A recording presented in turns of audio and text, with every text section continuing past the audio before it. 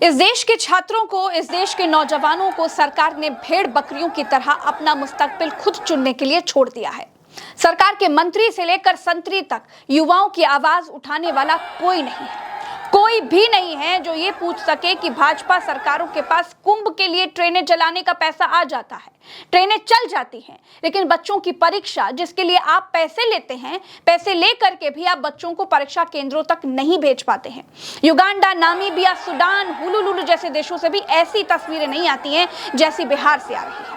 युवाओं के मसले पर सब चुप हैं, चुप्पी साधे बैठे हैं, लेकिन एक अभिजीत दीप के नाम का लड़का बोलने के लिए निकला है तो उसे थप्पड़ बरवाए जा रहे हैं। क्या मांग रहा है आपसे दीप के?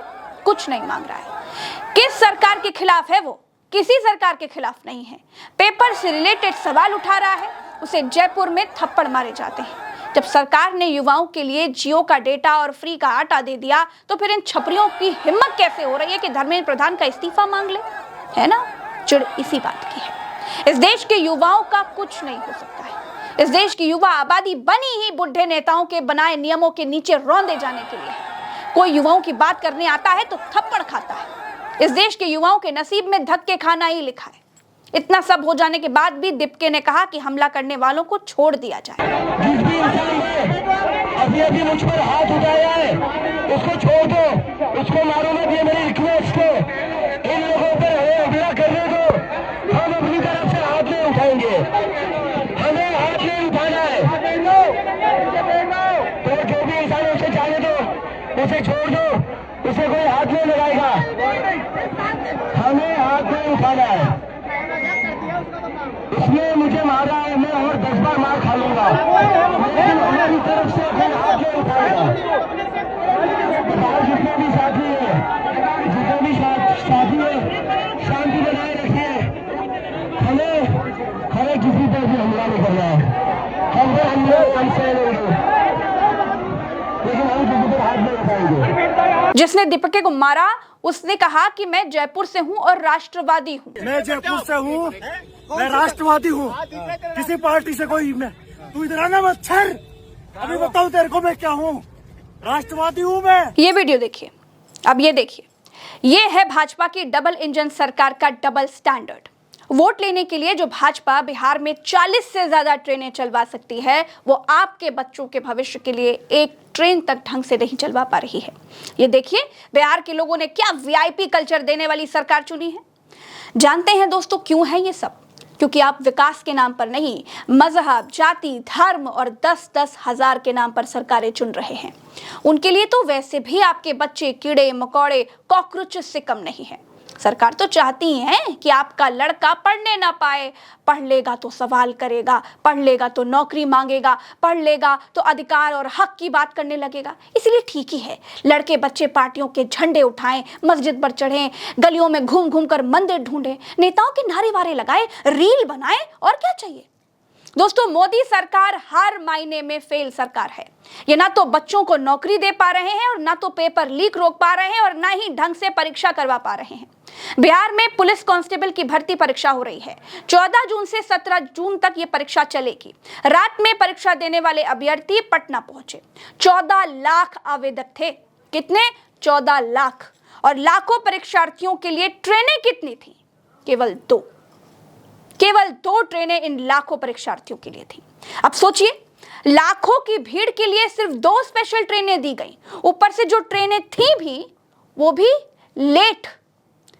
दोस्तों, व्यवस्थाओं की कमी की वजह से और ट्रेनों की कमी की वजह से हुआ ये कि जब हजारों परीक्षार्थियों ने ट्रेनों में चढ़ना शुरू कर दिया तो ट्रेनों में पांव रखने और सांस लेने की भी जगह नहीं बची थी।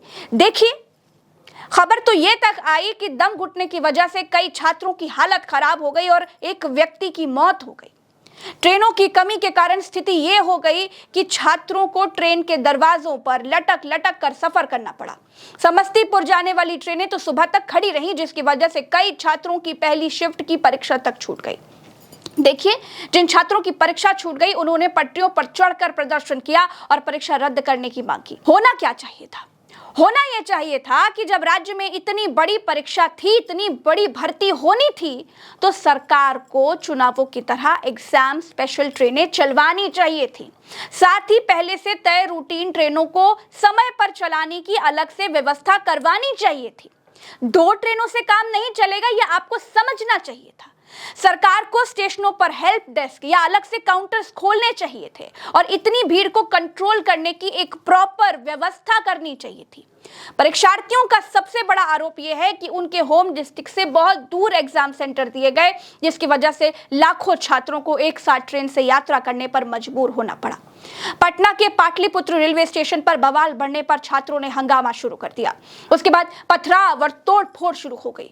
पुलिस ने स्थिति पर काबू पाने के लिए आंसू गैस के गोले दागे, हवा में फायरिंग भी की गई। कई छात्र और पुलिस वाले तक घायल हुए। देखिए, बिहार हो, बंगाल हो, जहां जहां इनको आपका वोट लेना होता है, ये डबल इंजन वाले कई ट्रेनें चलवा देते हैं ताकि भाई वोट ना छूटने पाए। लेकिन जिन छात्रों की परीक्षाएं छूट गई, उनकी जिम्मेदारी कौन लेगा? इसी से अंदाजा लगा लीजिए कि आपकी औकात इनके लिए बस एक वोट बराबर है और कुछ नहीं। चुनाव खत्म, औकात खत्म। यहां देखिए, ट्रेन पर चढ़कर छात्र प्रदर्शन करते हुए दिखाई दिए। चींटियों की तरह दिख रही इस भीड़ में आपके बच्चे भी होंगे। आपके सपनों को पूरा करने, अपना भविष्य बनाने के लिए ये एग्जाम देने जा रहे थे। ये किसी वीआईपी सुविधा की मांग नहीं करते हैं भाई। इन्हें तो बस बेसिक सुविधा ही चाहिए कि कम से कम अगर ट्रेन में सीट नहीं मिली तो गमछा फैला के ही बैठ जाएं, सांस ले पाएं।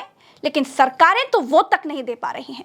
जिन्हें सीट नहीं मिली, दरवाजा पकड़ लिया, दरवाजा नहीं तो खिड़की पकड़ ली, कुछ नहीं तो जिसको जहां जो जगह मिली वो वहां लटक गया। कोई बेचारा स्टेशनों पर रात भर सोता रहा, वहीं रुका रहा। कोई तो ट्रेन ना छूट जाए इस डर से सोया ही नहीं कि कहीं लेट ना हो जाए।